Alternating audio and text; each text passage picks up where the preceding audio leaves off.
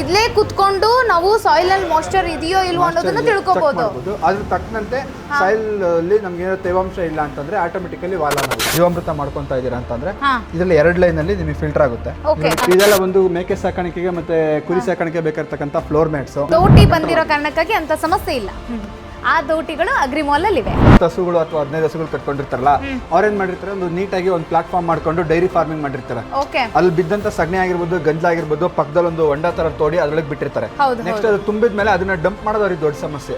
So ಅದಕ್ಕೋಸ್ಕರ ಅಂದ್ಬಿಟ್ಟು ನಾವು ಇಲ್ಲಿ ಸೀವೇಜ್ ಪಂಪ್ ಅನ್ನ ಇಟ್ಟಿದೀವಿ. ನಮ್ಮ ಕೈಯಲ್ಲಿ ಉಜ್ಜೋದ್ಕಿಂತ ಇದ್ರಲ್ಲಿ ಸ್ವಲ್ಪ ಉಜ್ಜಿದಾಗ ಅಂತಂದ್ರೆ ಅವುಗಳು ಕಚ್ಕೊಂಡ್ರೆ ಸಗಣಿಗಳಾಗಿರ್ಬೋದು ಅಥವಾ ಬೇರೆ ಕ್ರಿಮಿ ಕೀಟಗಳು ಏನಾದ್ರು ಕಚ್ಕೊಂಡಿತ್ತು ಅಂತಂದ್ರೆ ಈಸಿಯಾಗಿ ಬರುತ್ತೆ. ಇದು ಒಂದು ಆಟೋಮೇಷನ್ ವಾಲ್ ಕಂಟ್ರೋಲ್ ಅಂತ ಹೇಳಿ ನೀವು ಥ್ರೂಔಟ್ ಇಂಡಿಯಾ ಎಲ್ಲೇ ಇದ್ರೂ ಕೂಡ ಇದನ್ನ ನೀವು ಕುಂತಿದ್ದ ಜಾಗದಿಂದನೇ ನಿಮ್ಮ ತೋಟದಲ್ಲಿರೋ ವಾಲ್ಗಳನ್ನ ಆಪರೇಟ್ ಮಾಡಬಹುದು.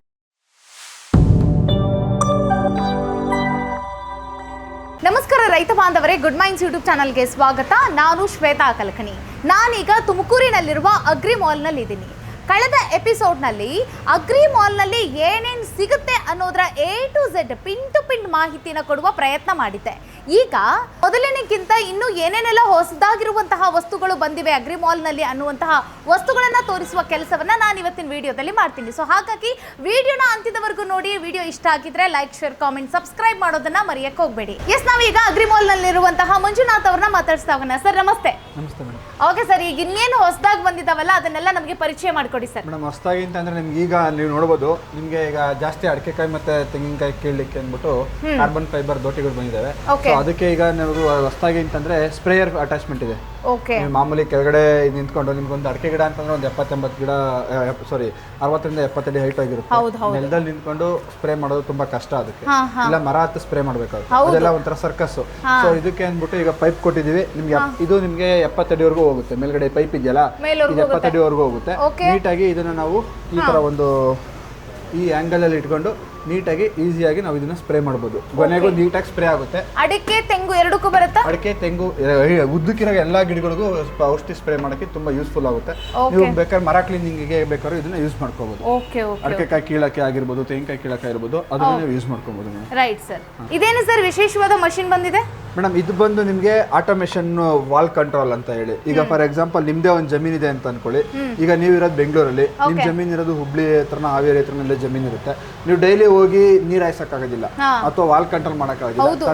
ಮನೆಯಲ್ಲಿ ತಂದೆ ತಾಯಿ ಯಾರು ಇರ್ತಾರೆ, ಅವ್ರಿಗೆ ತೀರಾ ವಯಸ್ಸಾಗಿರುತ್ತೆ, ಅಥವಾ ಹಿಂಗ್ ಮಳೆ ಬರ್ತಾ ಇರುತ್ತೆ, ಹೊಲದ ಹತ್ರಕ್ಕೆ ಹೋಗಕ್ಕಾಗೋದಿಲ್ಲ, ಅವೆಲ್ಲ ವಾಲ್ಗಳು ಆಫ್ ಮಾಡ್ಬೇಕಾಗಿರುತ್ತೆ. ಈ ತರ ಏನೋ ಒಂದು ಪ್ರಾಬ್ಲಮ್ ಇರುತ್ತೆ. ಸೊ ಇದು ಬಂದು ಆಟೋಮೇಷನ್ ವಾಲ್ ಕಂಟ್ರೋಲ್ ಅಂತ ಹೇಳಿ ನೀವು ಥ್ರೂಔಟ್ ಇಂಡಿಯಾ ಎಲ್ಲೇ ಇದ್ರೂ ಕೂಡ ಇದನ್ನ ನೀವು ಕುಂತಿದ್ದ ಜಾಗದಿಂದನೇ ನಿಮ್ಮ ತೋಟದಲ್ಲಿರೋ ವಾಲ್ಗಳನ್ನ ಆಪರೇಟ್ ಮಾಡಬಹುದು. ಇಸ್ರೇಲ್ ಮಾದರಿ ಇಸ್ರೇಲ್ ಟೆಕ್ನಾಲಜಿನಲ್ಲಿ ಇರಿಗೇಷನ್ಗೆ ಇದು ಯೂಸ್ ಮಾಡ್ತಾರೆ.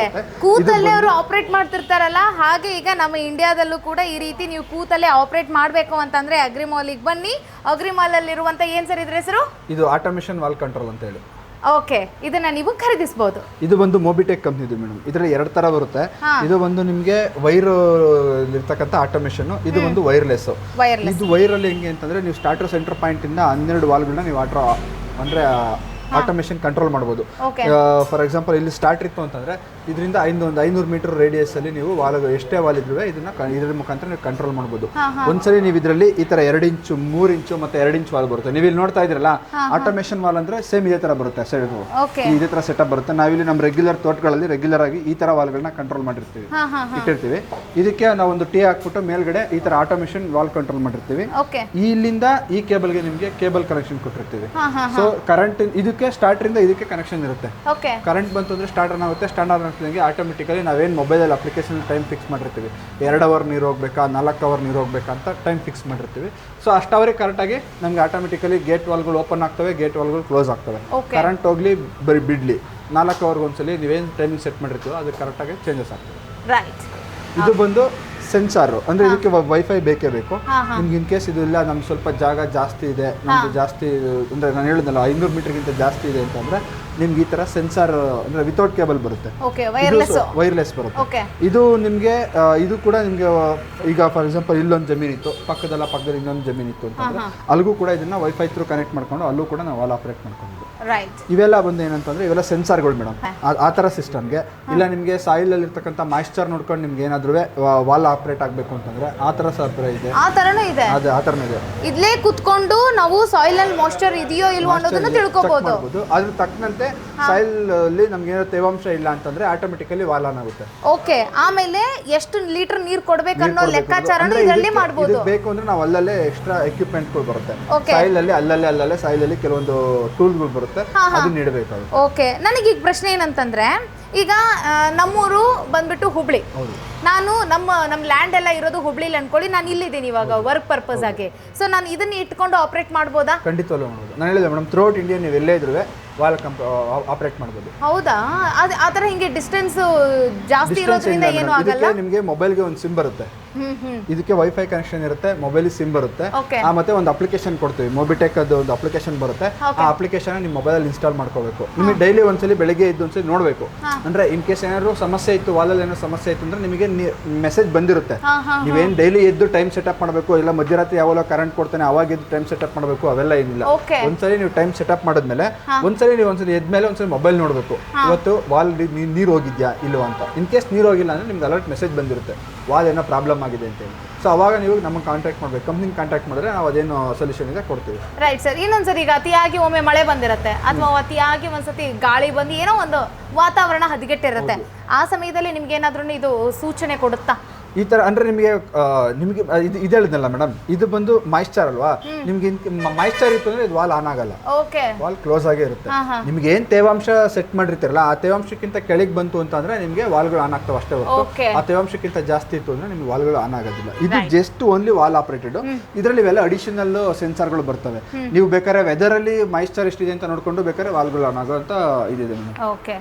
ಹತ್ರ ಇಲ್ಲಿ ಬನ್ನಿ, ಇದೆಲ್ಲ ಒಂದು ಲಾಸ್ಟ್ ವಿಡಿಯೋದಲ್ಲಿ ನಾವೆಲ್ಲ ನೋಡಿದ್ದು, ಎಲ್ಲ ಮರಗಳನ್ನ ಪ್ರೂನಿಂಗ್ ಮಾಡಕ್ಕೆ ಅಂತ ಹೇಳಿ ಮಾಡೋದು. ಇದೇ ತರ ಅದೇ ಇದರಲ್ಲಿ ಇದು ಒಂದು ಕಾರ್ಬನ್ ಫೈಬರ್ ದೋಟಿಗಳು. ಇವೆಲ್ಲ ಅಂದ್ರೆ 35 ಅಡಿ 45 ಅಡಿ 60 ಅಡಿ 70 ಅಡಿ 80 ಅಡಿ ಇರ್ತಕ್ಕಂಥ ಮರಗಳಲ್ಲಿ ಅಡಿಕೆಕಾಯಿ ಆಗಿರ್ಬೋದು, ತೆಂಗಿನಕಾಯಿಗಳಾಗಿರ್ಬೋದು ಕೀಳಕ್ಕೆ ಇದು ತುಂಬಾ ಅನುಕೂಲ ಆಗುತ್ತೆ. ಇದರಿಂದ ಸ್ವಲ್ಪ ನಮ್ಮ ರೈತರಿಗೆ ಏನಾಗಿದೆ ಅಂತಂದ್ರೆ ಶ್ರಮ ಕಡಿಮೆ ಆಗಿದೆ. ಅಂದ್ರೆ ಮುಂಚೆ ಎಲ್ಲ ಅವ್ರ ನಾವೇನು ಅಡಿಕೆಕಾಯಿ ಕೀಳಕ್ಕೆ ಗೊನೆಗಾರರು ಅಂತ ಹೇಳ್ತೀವಲ್ಲ, ಅವ್ರನ್ನೇ ಇದ್ ಮಾಡ್ಬೇಕಿತ್ತು, ಬಿದ್ದು ಸಾಯ್ತಿದ್ರು. ಮರದಿಂದ ಮರಕ್ಕೆ ಜಂಪ್ ಆಗ್ಬೇಕಾದ್ರೆ ಏನೋ ಹೆಚ್ಚು ಕಮ್ಮಿ ಆಗ್ತಿತ್ತು, ಅದೆಲ್ಲ ಇದು ದೋಟಿ ಬಂದಿರೋ ಕಾರಣಕ್ಕಾಗಿ ಅಂತ ಸಮಸ್ಯೆ ಇಲ್ಲ. ಆ ದೋಟಿಗಳು ಅಗ್ರಿ ಮಾಲ್ ಅಲ್ಲಿ ಇವೆ. ಓಕೆ ಸರ್, ಇದೇನು ಸರ್ ಇದು? ಮೇಡಮ್ ಇದು ಬಂದು ಸೀವೇಜ್ ಪಂಪ್ ಅಂತ ಹೇಳಿ. ಈಗ ನಾವೇನೋ ಒಂದು 10 ಹಸುಗಳು ಅಥವಾ 15 ಹಸುಗಳು ಕಟ್ಕೊಂಡಿರ್ತಾರಲ್ಲ, ಅವ್ರೇನ್ ಮಾಡಿರ್ತಾರೆ, ಒಂದು ನೀಟಾಗಿ ಒಂದು ಪ್ಲಾಟ್ಫಾರ್ಮ್ ಮಾಡ್ಕೊಂಡು ಡೈರಿ ಫಾರ್ಮಿಂಗ್ ಮಾಡಿರ್ತಾರೆ. ಅಲ್ಲಿ ಬಿದ್ದಂತ ಸಗಣಿ ಆಗಿರ್ಬೋದು, ಗಂಜಲಾಗಿರ್ಬೋದು, ಪಕ್ಕದಲ್ಲಿ ಒಂದು ಹೊಂಡ ತರ ತೋಡಿ ಅದ್ರೊಳಗೆ ಬಿಟ್ಟಿರ್ತಾರೆ. ನೆಕ್ಸ್ಟ್ ಅದು ತುಂಬಿದ್ಮೇಲೆ ಅದನ್ನ ಡಂಪ್ ಮಾಡೋದು ಅವ್ರಿಗೆ ದೊಡ್ಡ ಸಮಸ್ಯೆ. ಸೊ ಅದಕ್ಕೋಸ್ಕರ ಅಂದ್ಬಿಟ್ಟು ನಾವು ಇಲ್ಲಿ ಸೀವೇಜ್ ಪಂಪ್ ಅನ್ನ ಇಟ್ಟಿದೀವಿ. ಸೊ ಈ ಸೀವೇಜ್ ಪಂಪ್ ಏನಾಗುತ್ತೆ ಅಂತಂದ್ರೆ, ಈಗ ಏನು ಸ್ಲರಿ ಇರುತ್ತೆ, ನಾವೇನ್ ಸ್ಲರಿ ಅಂತ ಹೇಳ್ತೀವಲ್ಲ, ಅದನ್ನ ನೀಟಾಗಿ ಪೈಪ್ ಲೈನ್ ಥ್ರೂ ನಾವು ಗಿಡಗಳಿಗೆ ಬಿಡಬಹುದು. ಮೇಡಮ್ ಇದೇನಿಲ್ಲ, ಪಂಪ್ ಇದೆಯಲ್ಲ ನಿಮಗೆ ನೋಡಿ, ಇಲ್ಲಿ ಕೆಳಗಡೆ ನಿಮ್ಗೆ ಓಪನ್ ಇದೆ, ತುಂಬಾ ಭಾರ ಇದೆ. ಸೊ ಇದನ್ನ ನಾವೇನು ಸಗಣಿ ಗುಂಡಿ ತೊಡಿರ್ತೀವಲ್ಲ, ಆ ಗುಂಡಿ ಒಳಗೆ ಇಟ್ಬಿಡೋದು, ಗುಂಡಿ ಒಳಗಡೆ ಇಟ್ಬಿಡೋದು. ಇದು ಇಲ್ಲಿಗೆ ನಾವೇನ್ ಪೈಪ್ ಕನೆಕ್ಷನ್ ಕೊಟ್ಕೊಳ್ಳೋದು, ನಮ್ದೇನ್ PVC ಪೈಪ್ ಅಥವಾ ನಾವೇನ್ ಪೈಪ್ ಕೊಟ್ಟಿರ್ತೀವಲ್ಲ ಆ ಪೈಪ್ ಕನೆಕ್ಷನ್ ಕೊಡೋದು, ನಾವ್ ಇದಕ್ಕೆ ಕರೆಂಟ್ ಕನೆಕ್ಷನ್ ಕೊಡೋದು. ಸೊ ಇದು ಒಳಗಡೆ ಏನಾಗುತ್ತೆ ಅಂದ್ರೆ ತಿರುಗ್ತಿರುತ್ತೆ. ನಾವು ಸಿಂಪಲ್ ಆಗಿ ಗಂಜಲ ತೊಳೆದಿದ್ ಅಥವಾ ಕೊಟ್ಟಿಗೆ ತೊಳೆದಿದ್ ನೀರೆಲ್ಲ ಒಂಡಕ್ಕೆ ಹೋಗ್ತಿತ್ತು ಅಂತಂದ್ರೆ ಇದಕ್ಕೆ ಯಾವುದೇ ರೀತಿಯಾಗಿ ನೀರು ಕೊಡೋ ಅವಶ್ಯಕತೆ ಇಲ್ಲ. ಇನ್ ಕೇಸ್ ಇಲ್ಲ ಏನು ಇಲ್ಲ, ಬರೇ ಸಗಣಿ ಇದೆ ಅಂತಂದ್ರೆ ಸ್ವಲ್ಪ ಪ್ರಮಾಣದಲ್ಲಿ ನೀರು ಕೊಟ್ರೆ ನೀಟಾಗಿ ಎಳ್ಕೊಳ್ಳುತ್ತೆ, ಯಾವುದೇ ಕಾರಣಕ್ಕೂ ಕಟ್ಕೊಳ್ಳಲ್ಲ. 1 ಇಯರ್ ವಾರಂಟಿ ಇರುತ್ತೆ ಇದಕ್ಕೆ. ಓಕೆ. ಆ ಗುಂಡಿಯಲ್ಲಿರುವಂತ ಸಗಣಿ ಮತ್ತು ಆ ಗಂಜಲನ ಹೊರಗೆ ತೆಗೆಯಕ್ಕೆ ಇದೊಂದು ಉತ್ತಮವಾದ ಸಾಧನ. ಅದು ಈಸಿಯಾಗಿ ಅದನ್ನ ತೋಟಕ್ಕೋ ಅಥವಾ ಏನೋ ಒಂದು ಟ್ಯಾಂಕರ್ ಮುಖಾಂತರ, ಕಂಟೈನರ್ ಮುಖಾಂತರ ಬೇರೆ ಕಡೆಗೆ ಅದನ್ನ ತೋಟಗಳಿಗೆ ಲಿಫ್ಟ್ ಮಾಡ್ಕೊಳ್ಳೋಕೆ ಆರಾಮಾಗಿ ಮಾಡಬಹುದು. ಓಕೆ ಸರ್, ಮತ್ತೇನ್ ಬಂದಿದೆ ಸರ್ ಹೊಸದಾಗಿ? ಮೇಡಮ್ ಅದೇ ರೀತಿಯಾಗಿ ಈಗೆಲ್ಲ ಏನು ಅಂತಂದ್ರೆ ಸ್ವಲ್ಪ ಎಲ್ಲ ಮಿಲ್ಕಿಂಗ್ ಮಿಷಿನ್ಗಳು ಇಟ್ಟಿದ್ದೀವಿ. ಹ್ಯಾಂಡ್ ಆಪರೇಟೆಡ್ ಆಗಿರ್ಬೋದು, ಪವರ್ ಆಪರೇಟೆಡ್, ಅದರಲ್ಲಿ ಕೊಟ್ಟಿಗೆ ತೊಳ್ಕೊಳ್ಳೋಕೆ HTPಗಳು ಫಿಟ್ ಮಾಡಿ ಆ ಥರ ಎಲ್ಲ ಸ್ವಲ್ಪ ಲಾಸ್ಟ್ ಟೈಮ್ ಬಂದಾಗ ಇರಲ್ಲ ಮಿಲ್ಕಿಂಗ್ ಮಿಷಿನ್. ಹೌದು ಸರ್, ನೋಡಿ ಮಿಲ್ಕಿಂಗ್ ಮಿಷಿನ್ಸ್ಗಳೆಲ್ಲ ಇಟ್ಟಿದ್ದೀವಿ. ಓಕೆ. ಏನಂತಂದ್ರೆ ಮಿಲ್ಕಿಂಗ್ ಮಿಷಿನ್ ಏನಂತಂದ್ರೆ ಔಟ್ ಆಫ್ ಡಿಸ್ಟ್ರಿಕ್ಟ್ ಹೋದಾಗ ಸ್ವಲ್ಪ ಸರ್ವಿಸ್ ಕೊಡಕ್ ನಮಗೂ ಹಿಂಸೆ ಆಗುತ್ತೆ ಸರ್. ಇದೇನು ಸರ್? ಇದನ್ನು ನೋಡಲಿಲ್ಲ. ಇದು ಪೋರ್ಟಬಲ್ ಕಾರ್ ವಾಷರ್, ನೀವು ನೋಡಬಹುದು. ಇದು ಈಸಿಯಾಗಿ ನೋಡಿಲ್ಲ ನಾನು, ಇದು ಲಾಸ್ಟ್ ಟೈಮ್ ನೋಡಿಲ್ಲ ನಾನು. ಹೌದು, ಸ್ವಲ್ಪ ಮೇಲೆ ಸ್ವಲ್ಪ ಪ್ರೆಸ್ ಮಾಡಿ ಮೇಡಮ್. ಇದು ಓಕೆ. ಹೆಂಗೆ? ಓಕೆ. ಈಸಿಯಾಗಿ ಇದು ಮೂವ್ ಮಾಡ್ಕೊಂಡು ಹೋಗ್ಬೋದು. ಒಂದು ಕಾರ್ ತೊಳ್ಕೊಳ್ಳೋಕೆ ಸುತ್ತಲೂ ಕಾರ್ ಸುತ್ತಲುವೆ ಒಂದು ಜಂಕ್ಷನ್ ಬಾಕ್ಸ್ ಇಟ್ಕೊಂಡು ನೀಟಾಗಿ ಇದಕ್ಕೆ ಪೈಪ್ ಎಲ್ಲ ಬರುತ್ತೆ. ನಮ್ಮ ಹುಡುಗರು ಸ್ವಲ್ಪ ಎಲ್ಲ ಎತ್ತಿಟ್ಟಿದ್ದಾರೆ, ಪೈಪು ಎಲ್ಲ ಸಿಗುತ್ತೆ ಮೇಡಮ್. ಓಕೆ. ಕಾರ್ ವಾಷರ್ ಇದು ಪೋರ್ಟಬಲ್ ಕಾರ್ ವಾಷರ್ ಅಂತಾನೆ ಹೇಳ್ಬೋದು. ಚೆನ್ನಾಗಿದೆ, ಮೂವ್ಮೆಂಟ್ ಇದೆ. Okay sir. ಅದೇ ರೀತಿಯಾಗಿ ಇದು ಬಂದು ಸ್ಲರಿ ಬ್ಯಾಗು ಮೇಡಮ್. ಈಗ ನಾವು ಲಾಸ್ಟ್ ಟೈಮಲ್ಲಿ ಜೀವಾಮೃತ ಟ್ಯಾಂಕ್ ಬಗ್ಗೆ ಮಾತಾಡಿದ್ವಲ್ಲ, ಸೊ ಇದು ಜೀವಾಮೃತ ಟ್ಯಾಂಕ್ ಅಲ್ಲಿ ಏನಾಗುತ್ತೆ ಅಂತಂದ್ರೆ ಎಲ್ಲರೂ ಜೀವಾಮೃತ ಟ್ಯಾಂಕ್ ಮಾಡಕ್ ಆಗೋದಿಲ್ಲ. ಕೆಲವರು ಇಲ್ಲ ಸರ್ ನಮ್ಮ ಹತ್ರ ಅಷ್ಟು ಬಜೆಟ್ ಇರೋದಿಲ್ಲ ಅಂತ ಹೇಳ್ತಾರೆ, ನಾವೇ ಮಾಡ್ತಾ ಇದೀವಿ ಅಂತ ಹೇಳ್ತಾರೆ. ಸೊ ಅದಕ್ಕೋಸ್ಕರ ಅಂದ್ಬಿಟ್ಟು ನಾವು ಈ ಸ್ಲರಿ ಬ್ಯಾಗ್ ಅನ್ನ ಪರಿಚಯಿಸ್ತಾ ಇದೀವಿ. ನೀವು ಇಲ್ಲಿ ನೋಡ್ಬೋದು, ಇಲ್ಲಿ ಒಳಗಡೆ ಒಂದು ಫಿಲ್ಟರ್ ಬರುತ್ತೆ.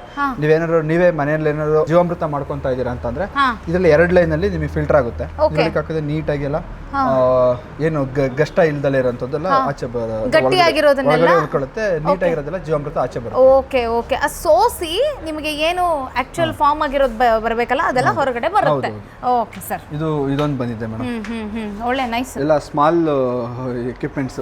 ನೋಡಿ, ನಿಮ್ಮ ಅಗ್ರಿ ಮಾಲಿಗೆ ಬಂದ್ರೆ ಒಂದು ವಿಶೇಷ ಏನಂತಂದ್ರೆ ಸಣ್ಣ ರೈತನೂ ಬಂದ್ರು ಎಲ್ಲ ಸಿಗುತ್ತೆ, ದೊಡ್ಡ ರೈತ ಬಂದ್ರು ಎಲ್ಲ ಸಿಗುತ್ತೆ.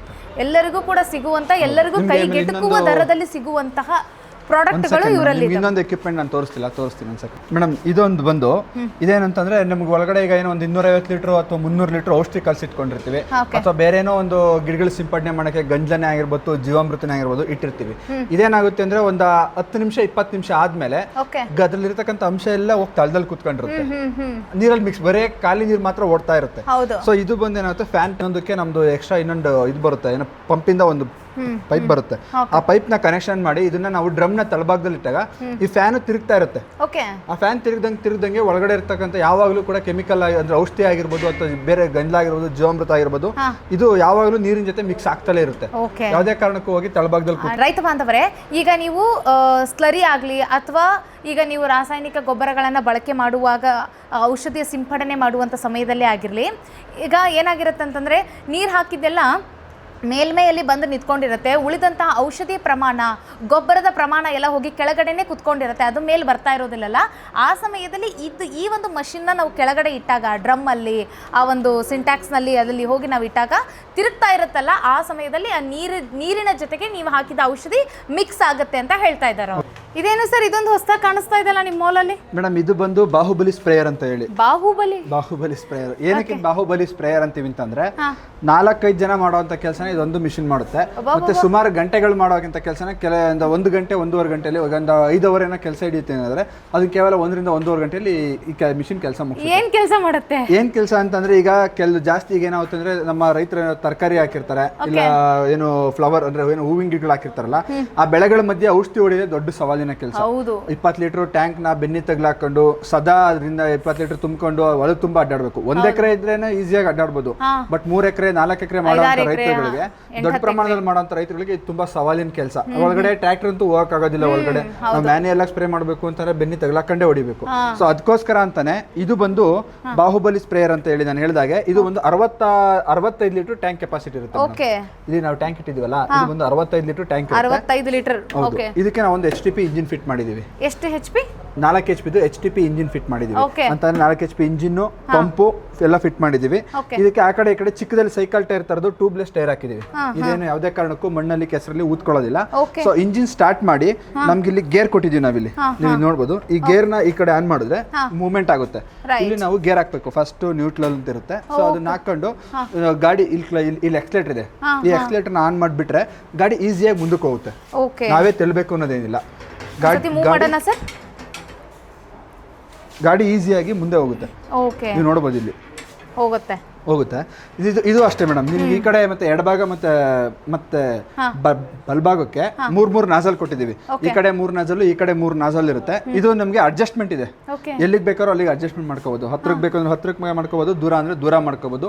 ಇಲ್ಲ ಇನ್ನೂ ಒಂದು ಪೈಪ್ ಇಟ್ಕೊಂಡು ನಾವೇನು ಎಕ್ಸ್ಟೆಂಡ್ ಮಾಡ್ಕೋತೀವಿ ಅಂತಂದ್ರೆ ಇನ್ನೂ ಒಂದು ಪೈಪ್ ನ ಇದಕ್ಕೆ ಮತ್ತೆ ಇದಕ್ಕೆ ಎಕ್ಸ್ಟೆಂಡ್ ಮಾಡ್ಕೊಂಡು ನಾವು ಇನ್ನೂ ಅಗಲ ಮಾಡ್ಕೋಬಹುದು. ಸರ್ ಇವಾಗ ಹೆಂಗಂದ್ರೆ ಹಿಂಗೆ ಪದ್ಧತಿ ಇಲ್ಲ ಮೇಡಮ್. ಈ ಕಡೆ ಇದನ್ನ ಈ ಕಡೆ ಓಪನ್ ಮಾಡ್ಬೇಕು, ಇದನ್ನ ಈ ಕಡೆ ಓಪನ್ ಮಾಡ್ಬೇಕು. ನಿಮ್ಗೆ ಒಂದ್ಸಲಿ ಹೋದ್ರೆ ನಿಮ್ಗೊಂದು 15 ಅಡಿ ಕವರ್ ಆಗುತ್ತೆ. ರೈಟ್. ಅದಕ್ಕೆ ನಾನು ಹೇಳಿದ್ದು 4-5 ಜನ ಮಾಡೋ ಕೆಲಸ ಇದೊಂದೇ ಮಾಡಿಬಿಡುತ್ತೆ. ಬಾಹುಬಲಿ ಅಂತ ಹೆಸರಿಟ್ಟಿದ್ದು ಇದಕ್ಕಾಗಿ ಅವರು. ನಿಮಗೆ ಸ್ಟಿಲ್ ಇಂಜಿನ್ ಬೇಕಾ, ಹೋಂಡಾ ಇಂಜಿನ್ ಬೇಕಾ, ಸ್ಕವರ್ಣ ಇಂಜಿನ್ ಬೇಕಾ, ಇಲ್ಲ ನಿಮಗೆ ಪಂಪ್ ಯಾವ್ದು ಬೇಕು, 30 ಬೇಕಾ, 22 ಬೇಕಾ, ನಿಮ್ಗೆ ಯಾವ ಪಂಪ್ ಕೇಳ್ತೀರಾ ಆ ಪಂಪ್ ನ ಫಿಟ್ ಮಾಡ್ಕೊಡ್ತೀವಿ. ಈ ಒಂದು ಮಿಷಿನ್ ಅನ್ನ ನಮ್ಮ ರೈತರು ಖರೀದಿಸೋದ್ರಿಂದ ಒಂದು ಇನ್ನೊಬ್ರ ಮೇಲೆ ಡಿಪೆಂಡ್ ಆಗೋದಿರಲ್ಲ. ಇಲ್ಲಪ್ಪ ಇವತ್ತು ಲೇಬರ್ ಬರಲಿಲ್ಲ, ಗಿಡಗಳಿಗೆ ಔಷಧಿ ಹೊಡಿಯಕ್ಕಾಗಲಿಲ್ಲ ಅನ್ನೋದಿರಲ್ಲ. ಅವ್ರ ಮನೆಯವರ ಗಂಡ ಹೆಂಡತಿ ಇರ್ತಾರ, ಅಪ್ಪ ಮಗ ಇರ್ತಾರ, ಯಾರು ಇರ್ತಾರೋ ಅವರೇ ಕೆಲಸ ಮಾಡ್ಕೋಬಹುದು. ಇನ್ನೊಂದು ಸಮಯ ತುಂಬಾ ಉಳಿತಾಯ ಆಗುತ್ತೆ, ಮತ್ತೆ ಅವ್ರ ಪರಿಶ್ರಮ ಶ್ರಮ ಕೂಡ ಕಡಿಮೆ ಇರುತ್ತೆ. ಓಕೆ, ಇದೊಂದು ತುಂಬಾ ಉಪಯೋಗ ಮೇಡಮ್. ಸರ್ ಇದನ್ನ ಸ್ಪ್ರೇ ಮಾಡೋ ಟೈಮ್ ನಲ್ಲಿ ರೈತ ಏನಾದ್ರೂ ಮುನ್ನೆಚ್ಚರಿಕೆ ಕ್ರಮ ತಗೊಳ್ಬೇಕಾ? ಇದಕ್ಕೆ ಏನು ಅವ್ರು ಏನಾದ್ರೂ ಮೈಗೆ ಏನಾದ್ರೂ ಗೌನ್ ಹಾಕೊಳ್ಳೋದು ಅಂದ್ರೆ ಅವ್ರು ಯಾವ ತರ ಔಷಧಿ ಸ್ಪ್ರೇ ಮಾಡ್ತಾರೆ ಅದ್ರ ಮೇಲೆ ಡಿಪೆಂಡ್. ಹೌದು, ಮಾಮೂಲಿ ಏನು ಕೀಟನಾಶಕಗಳಿಗೆ ಅಂತಂದ್ರೆ ಅವ್ರು ಜಸ್ಟ್ ಒಂದು ಮಾಸ್ಕ್ ಒಂದು ಹಾಕೋಬೇಕಾಗುತ್ತೆ, ಕೈಗೊಂದು ಸೇಫ್ಟಿಗೋಸ್ಕರ ಒಂದು ಗ್ಲೌಸ್. ಬಿಕಾಸ್ ಏನಂತಂದ್ರೆ ಇದು ತುಂಬಾ ದೂರ ಚಿಮ್ಮುತ್ತಲ್ವಾ? ದೂರ ಚಿಮ್ಮುತ್ತೆ ಅಂತಂದ್ರೆ ಇವೆಲ್ಲ ಕೆಳಗಡೆ ಬಂದಿರುತ್ತಲ್ಲ ಡೈರೆಕ್ಟ್ ಅದು ಹೋಗಿ ಗಿಡಗಳಿಗೆ ಬೀಳುತ್ತೆ. ಹಾಗಾಗಿ ರೈತನ ದೇಹಕ್ಕೂ ಇದನ್ನಾಗುವ ಬೇಕು ಅಂದ್ರೆ ಪ್ರೊಟೆಕ್ಷನ್ ಸೂಟ್ ಬರುತ್ತೆ. ಆ ಪ್ರೊಟೆಕ್ಷನ್ ಸೂಟ್ಸ್ ಕೂಡ ಅಗ್ರಿಮಾಲ್ ಅಲ್ಲಿ ಸಿಗುತ್ತೆ ನಿಮಗೆ. ಓಕೆ, ಇದು ಬಂದು ಮ್ಯಾನ್ಯುಯಲ್ ಸೀಡರ್ ಅಂತ ಹೇಳಿ. ಈಗ ಬಿತ್ತನೆ ಬೀಜ ಈಗ ಸ್ವಲ್ಪ ಅಲ್ಲೇ ಮಳೆ ಬೀಳ್ತಿದೆಯಲ್ಲ, ಮಳೆ ಸ್ವಲ್ಪ ಕಡಿಮೆ ಆಯ್ತು ಅಂತಂದ್ರೆ ಉಳುಮೆ ಮಾಡ್ತಾರೆ ಇಮಿಡಿಯೇಟ್ ಅಲ್ಲೇ ಬಿತ್ತನೆ ಮಾಡಕ್ ಹೋಗ್ತಾರೆ. ಇದಕ್ಕೆ ನಾವೇನು ದ್ವಿದಳ ಅಂದ್ರೆ ಕಡಲೆ ಬೀಜ ಆಗಿರ್ಬೋದು ಅಥವಾ ರಾಗಿಗಳಾಗಿರ್ಬೋದು, ಒಂದು ಇದಕ್ಕೆ ರಾಗಿ, ಒಂದಕ್ಕೆ ಗೊಬ್ಬರ, ಒಂದಕ್ಕೆ ರಾಗಿ, ಒಂದಕ್ಕೆ ಗೊಬ್ಬರ ಹಾಕೊಂಡು ಇದು ಮ್ಯಾನ್ಯುಯಲ್ ಸೀಡರ್ ಅಂತ ಹೇಳಿ. ಅಂದ್ರೆ ಇದಕ್ಕೆ ನಾವು ಇದನ್ನ ಕನೆಕ್ಷನ್ ಮಾಡ್ಕೊಂಡು ಇಲ್ಲಿ ಕನೆಕ್ಟ್ ಮಾಡ್ಕೊಂಡು ನಾವೇ ಎಳ್ಕೊಂಡು ಹೋಗ್ಬೋದು. ಇಲ್ಲ ಅಂದ್ರೆ ನಿಮಗೆ ಪವರ್ ಟಿಲ್ಲರ್ 7 HP ಪವರ್ ಬಿಡರ್ ಇತ್ತು ಅಂತಂದ್ರೆ 7 HP ಪವರ್ ಬಿಡರ್ಗೂ ಕೂಡ ನಮ್ಮಲ್ಲಿ ಸೀಡ್ ಡ್ರಿಲ್ಗಳು ಸಿಗುತ್ತೆ. ಇಲ್ಲ ಟ್ರ್ಯಾಕ್ಟರ್ ಆಪರೇಟೆಡ್ ಇತ್ತು ಅಂತಂದ್ರೆ ಟ್ರ್ಯಾಕ್ಟರ್ ಆಪರೇಟೆಡ್ ಸೀಡ್ ಡ್ರಿಲ್ಗಳು ಕೂಡ ನಮ್ಮಲ್ಲಿ ಸಿಗುತ್ತೆ. ಅವೆಲ್ಲ 9 7 ಆ ತರ ಬರುತ್ತೆ. ಸರ್ ಇದೇನು ಸರ್ ಇದು ಚಕ್ರ? ಮೇಡಮ್ ಇದು ಬಂದು ಡ್ರಿಪ್ ಪಾಯಿಂಟರ್ ಅಂತ ಹೇಳಿ. ಈಗ ಏನು ನಾವು ತೋಟಗಳಲ್ಲಿ ಅಡಿಕೆ ತೋಟಗಳಾಗಿರ್ಬೋದು ಅಥವಾ ಟೊಮೆಟೊ ಬೆಳೆಗಳು, ತರಕಾರಿ ಬೆಳೆಗಳಲ್ಲಿ ಡ್ರಿಪ್ ಪೈಪ್ಗಳು ಹಾಕಿರ್ತೀವಲ್ಲ, ಆ ಉಳುಮೆ ಮಾಡೋ ಟೈಮಲ್ಲಿ ಪೈಪ್ ಸುತ್ತೋದೇ ನಮ್ಮ ರೈತರುಗಳಿಗೆ ತುಂಬ ಕಷ್ಟವಾದ ಕೆಲಸ. ಇಲ್ಲಿಂದ ಸುಮಾರು ದೂರ ಹಾಕಿರ್ತಾರೆ, ಪ್ರತಿಯೊಂದು ಗಿಡದಕ್ಕೂ ಹೋಗಿ ಪೈಪ್ಗಳು ಸುತ್ಕೋಬೇಕು. ಇದು ಒಂದು ಇಲ್ಲಿಗೆ ಫಸ್ಟ್ ಒಂದು ಇಲ್ಲಿ ತಗಲಾಕೊಂಬಿಟ್ಟು ನೀಟಾಗಿ ಸುತ್ಕಂತು ಅಂತ ಅಂದ್ರೆ ಅಂದ್ರೆ ರೈತ ಇದ್ದಿತ್ತಲೇ ಇರ್ತಾನೆ, ಡ್ರಿಪ್ ಪೈಪ್ ಬಂದು ಇದಕ್ಕೆ ಸುತ್ಕೊಂತ ಇರುತ್ತೆ ನೀಟಾಗಿ. ಒಂದು ಹಂತ ಆದ್ಮೇಲೆ ಇದನ್ನ ನೀಟಾಗಿ ಒಂದು ದಾರ ತಂಗ್ ಕಟ್ಬಿಟ್ಟು ಇದನ್ನ ಲೂಸ್ ಮಾಡಿದ್ರೆ ಪೂರ್ತಿ ಬಂಡೆ ಆಚೆ ಬರುತ್ತೆ. ಸೇಫಾಗಿ ಒಂದು ಕಡೆ ಇಟ್ಕೋಬೋದು. ಮತ್ತೆ ನಮ್ಮ ಕೆಲಸ ಎಲ್ಲ ನಿಮ್ದು ಉಳುಮೆ ಮುಗೀತು ಅಥವಾ ಅಲ್ಲೆಲ್ಲ ಕಲ್ಟಿವೇಶನ್ ಎಲ್ಲ ಮುಗೀತು ಅಂದಮೇಲೆ ಮತ್ತೆ ಅದನ್ನ ಈಸಿಯಾಗಿ ರೋಲ್ ಮುಖಾಂತರ ಮತ್ತೆ ಪ್ರತಿ ಗಿಡದ ಬುಡಕ್ಕೂ ಎಳ್ಕೊಂಡು ಹೋಗ್ಬೋದು. ಅದು ಮಡಚಂಗಿಲ್ವಾ ಪೈಪು? ಏನಿಲ್ಲ ಮೇಡಮ್, ಮಡಚಂಗಿಲ್ಲ. ಇದರಷ್ಟು ಆಟೋಮೆಟಿಕ್ ನಾವು ಕೈಯಲ್ಲಿ ಮಡುತ್ತೀವಿ, ಅದು ಕರೆಕ್ಟಾಗಿ ಬರಲ್ಲ, ಅದೆಲ್ಲ ಒಂಥರ ಹಿಂಸೆ. ಇದಾದ್ರೆ ತುಂಬಾ ಈಸಿಯಾಗಿ ನಾವು ಈ ಕೆಲಸ ಮಾಡ್ತೀವಿ. ಸರ್ ಇದೇನು ಸರ್? ಮೇಡಮ್ ಇದು ಬಂದು ಹೈಡ್ರೋಪೋನಿಕ್ ವೆಜಿಟೇಬಲ್ ಟ್ರೇ ಅಂತ ಹೇಳಿ, ಅಥವಾ ಇದನ್ನ ಹೈಡ್ರೋಪೋನಿಕ್ ಟವರ್ ಅಂತ ಕರಿತೀವಿ. ಈಗೇನು ಲ್ಯಾಬ್ಗಳಲ್ಲೆಲ್ಲ ಮಣ್ಣಿಲ್ದಲೇ ತರಕಾರಿಗಳನ್ನ ಬೆಳಿತಾರಲ್ಲ, ಸೊ ಆ ಒಂದು ಕಾನ್ಸೆಪ್ಟ್ ಅಲ್ಲಿ ನಿಮ್ಗೆ ತಳಭಾಗದಲ್ಲಿ ಇಲ್ಲಿ ನಿಮ್ಗೆ ಮಣ್ಣು ಹಾಕ್ಬೋದು, ಮಣ್ಣಂತೀನಿ ನೀರು ಹಾಕ್ಬಿಟ್ಟು ನಾವು ತರಕಾರಿಗಳನ್ನ ಆಗಿರ್ಬೋದು ಅಥವಾ ಬೇರೆ ಹೂವಿನ ಗಿಡಗಳಾಗಿರ್ಬೋದು ಅದನ್ನ ಬೆಳೆಯೋಕೆ ಬೇಕಾಗ್ತಕ್ಕಂಥ ಒಂದು ಹೈಡ್ರೋಪೋನಿಕ್ ಟವರ್. ಇದ್ರ ಬಗ್ಗೆ ಏನು ನಮ್ಮ ರೈತರಿಗೆ ಸ್ವಲ್ಪ ನಾಲೆಡ್ಜ್ ಕಡಿಮೆ. ಸೊ ಹಾಗಾಗಿ ಜಸ್ಟ್ ಒಂದು ಮಾಡಲ್ ಅಂತ ಅಂದ್ರೆ ಸ್ವಲ್ಪ ಏನು ಅಡ್ವಾನ್ಸ್ ಟೆಕ್ನಾಲಜಿ ಇರ್ತಕ್ಕಂಥ ಒಂದು ಮಾಡಲ್ ಇದೆ, ಪರಿಚಯಕ್ಕಾಗಿ ಇಟ್ಟಿದ್ದೀರಾ. ಹೌದು. ಓಕೆ, ಇವು ಕೂಡ ನನಗೆ ಇವು ಎಲ್ಲ ಅದೇ ತರ ಮೇಡಮ್. ಇದೆಲ್ಲ ಬಂದು ಸೀಡ್ಸ್ಗಳನ್ನ ಇಡಕ್ಕೆ. ಓಕೆ ಸರ್, ಇಲ್ಲಿ ಇದೆಲ್ಲ ಸೀಡ್ಸ್ ಇದೆಲ್ಲ ಏನು ಅಂತಂದ್ರೆ ಹಸುಗಳು ಮೇವಿಗಾಗಿರ್ಬೋದು, ಇಲ್ಲ ಅಂತಂದ್ರೆ ನಮ್ಮ ಅಡಿಕೆ ತೋಟಗಳಲ್ಲಿ ಏನಾಗ್ತಾರೆ ಅಂತಂದ್ರೆ ಬೇರೆ ಗಿಡಗಳನ್ನ ಏನಕ್ಕೆ ನಾವು ಇದು ಮಾಡಬೇಕು ಅಂದ್ಬಿಟ್ಟು ನಾವು ವೆಲ್ವೆಟ್ ಬೀನ್ಸ್ ಆಗಿರ್ಬೋದು, ಡಯಾಂಚ್ ಆಗಿರ್ಬೋದು, ಅಡಿಕೆ ಗಿಡಗಳ ಮಧ್ಯೆ ಎಸಿತಾರೆ. ಅಂದ್ರೆ ಅದನ್ನ ಉಳುಮೆ ಮಾಡ್ಬಿಟ್ಟು ಬಿತ್ತನೆ ಮಾಡ್ತಾರಲ್ಲ, ಅವು ಬೆಳೆದ ಮೇಲೆ ಮತ್ತೆ ಅದನ್ನೇ ಕಲ್ಟಿವೇಶನ್ ಮಾಡ್ತಾರೆ, ಅದೇ ಗೊಬ್ಬರ ಆಗುತ್ತೆ. ಇದೆಲ್ಲ ಬಂದು ವೆಲ್ವೆಟ್ ಬೀನ್ಸ್. ನಾನು ಹಾಕಿದ ಕಳೆದ ಒಂದು ವಿಡಿಯೋದಲ್ಲಿ ವೆಲ್ವೆಟ್ ಬೀನ್ಸ್ ನ ಕೇಳ್ತಾ ಇದ್ರಿ. ಆ ವೆಲ್ವೆಟ್ ಬೀನ್ಸ್ ಬೇಕಿದ್ರೆ ನೀವು ಅಗ್ರಿ ಮಾಲ್ಗೆ ಬಂದ್ರೆ ನಿಮಗೆ ಸಿಗುತ್ತೆ. ವೆಲ್ವೆಟ್ ಬೀನ್ಸ್ ಸಿಗುತ್ತೆ, ಇಲ್ಲ ಡಯಾಂಚ ಬೇಕು ಅಂದ್ರೆ ಡಯಾಂಚ್ ಸಿಗುತ್ತೆ. ನಾವು ಅಪ್ಸ್ ಅಂಡ್ ಬೋ ಅಂತ ಹೇಳ್ತೀವಿ, ಅಪ್ಸ್ ಅಂಡ್ ಬೋ ಬೇಕು ಅಂತ ಸಿಗುತ್ತೆ. ಓಕೆ, ಹಸಿರೆಲೆ ಗೊಬ್ಬರಕ್ಕೆ. ಓಕೆ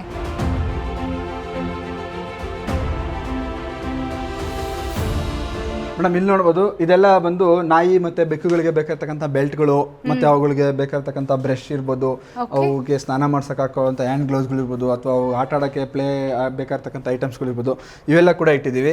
ಇದೆಲ್ಲ ಬಂದು ಶೀಪ್ ಟ್ರಿಮ್ಮಿಂಗಿಗೆ, ಕುರಿಗಳು ತುಪ್ಪ ಕಟ್ ಮಾಡೋಕ್ಕೆ ನಾವು ಹೇಳ್ತೀವಲ್ಲ, ಅದಕ್ಕೆ ಬೇಕಾಗಿರ್ತಕ್ಕಂಥ ಶೀಪ್ ಟ್ರಿಮ್ಮಿಗೆ ಬೇಕಾಗಿರ್ತಕ್ಕಂಥ ಐಟಮ್ಸು. ಇದೆಲ್ಲ ಒಂದು ನಮಗೆ ಈಸಿಯಾಗಿ ಪೋರ್ಟಬಲ್ ಗ್ಯಾಸ್ ಸ್ಟವ್ ಅಂತ ಹೇಳ್ಬೋದು.